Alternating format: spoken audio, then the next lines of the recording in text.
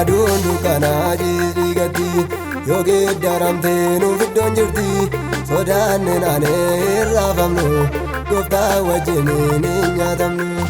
Ormi yoo kufee nuti kunu olirraa qabnaa sagalee gooftaa wajjiniin waan jiraannu jireenya keenyaaf hin qabnu irratti. Ormi yoo kufee nuti kunu olirraa qabnaa sagalee gooftaa wajjiniin waan jiraannu jireenya keenyaaf hin qabnu irratti.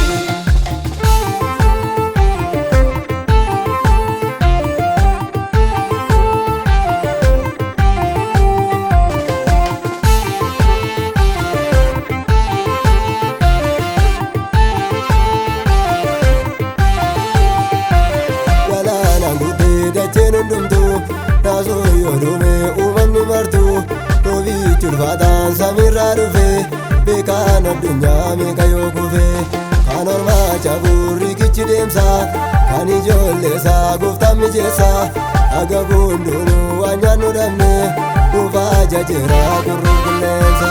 Ormi yoo kufee nuti kunu olirraa qabnaa sagalee gooftaa wajjiniin waan jiraannu jireenya keenyaaf hin qabnu irratti.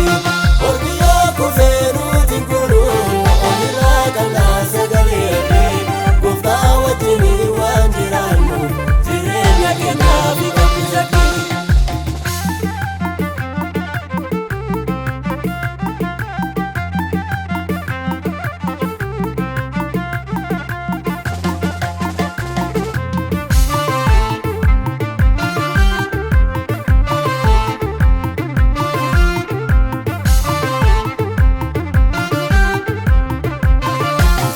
Galee kolu jireenya kansa erga taanee gammachuun teenya cabeen hin cabsuu dooniin nu seenne yaadanuuf qaba kan eenyuun beenne.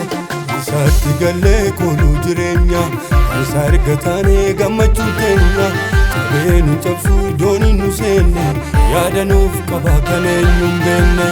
Ormi yoo kufee nuti hin kufnu olirraa qabnaam sagalee gooftaa wajjinii waan jiraannuuf jireenya keenyaaf hin qabnu shakkii. Ormi yoo kufee nuti kunu olirraa qabnaa sagalee gooftaa wajjiniin waan jiraannu jireenya keenyaaf hin qabnu shakkii.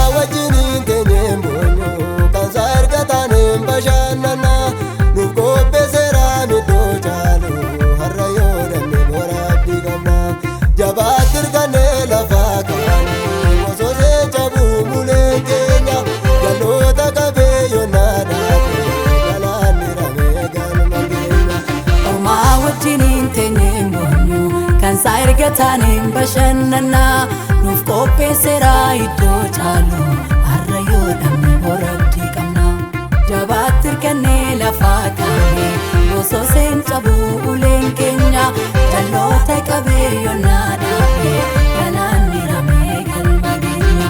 Ormaa wajjinii teenyeen boonyu kan saayirgataniin bashannanaa nuuf qopheesseera iddoo caalu har'a yoo dhabne boraabdii qabna. Jabaatti hirkannee lafaa kaane osoo seen cabuu uleen keenya jalloota qabeeyyonnaa dhaabe galaan miramee galma keenya. Galaan miramee galma keenya. Galaan